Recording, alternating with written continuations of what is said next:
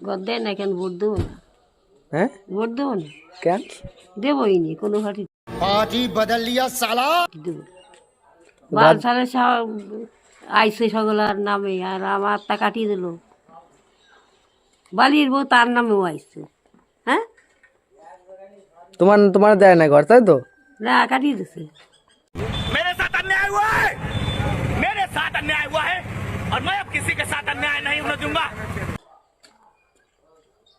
তো এইটা করা কি উচিত হয়েছে? তাই তো তা তুমি এনে কি, তোমার এনে কি মনে হচ্ছে, কি মনে হচ্ছে তোমার?